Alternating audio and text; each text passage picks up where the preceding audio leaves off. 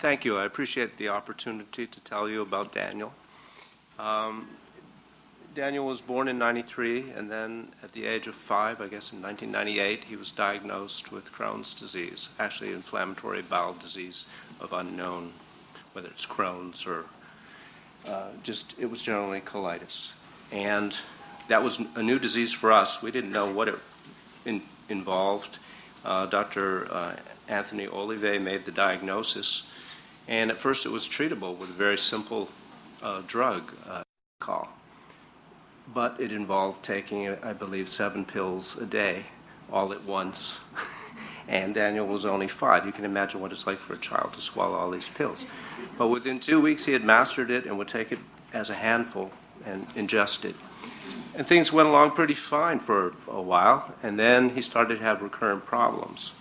And it was about this time that he switched over to Dr. Gilger's care, and Dr. Gilger changed the medication and moved him on to Pentasa, and then an anti-cancer drug, which was 6-MP. And we were like, oh man, this is getting really bad. We're modulating his immune system, suppressing him, and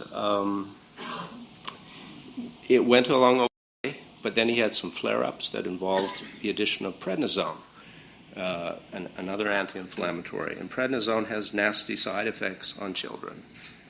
At the time, Daniel weighed 40 pounds and was an active soccer player. Within a matter of weeks, he went to weighing 55 pounds. It improved his soccer, I must say, though. He became very aggressive with the ball, scored lots of goals. But as a result of the change in his physical appearance, he was the recipient of unfavorable comments from other children at school.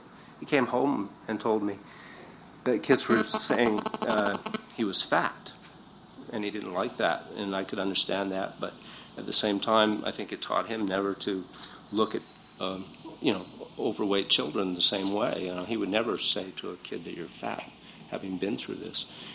So the prednisone worked, but every time we tried to taper down off the prednisone, the disease came back. He had symptoms. And so he was back on the prednisone. And it was about this time that, through Dr. Gilger's encouragement and information and going to the internet and talking with another colleague who works next door at the CNRC, Dr. Wayne Smith, that I learned about probiotics. And we put Daniel on probiotics, and not much was known about probiotics and their effects at the time. There was suggestive evidence.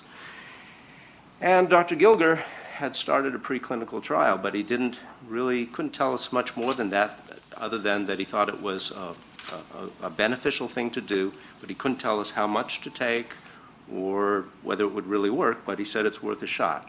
So we put Daniel on probiotics, and then the next time we tried to wean him off prednisone, lo and behold, it worked, and he didn't have to take the prednisone anymore. So now he's back on just relatively simple medication supplemented with probiotics.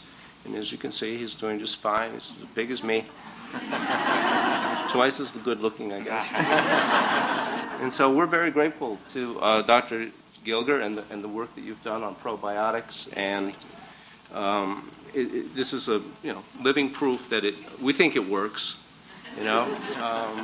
And so the last comment I'd like to say is that research to me is very important, both on a personal level. That's what I do in a day-to-day job. So does my wife. But also for Daniel's sake, without the research that led to the importance of probiotics in treating inflammatory disease, I don't think he'd be in as good shape as he is today. So thank you very much.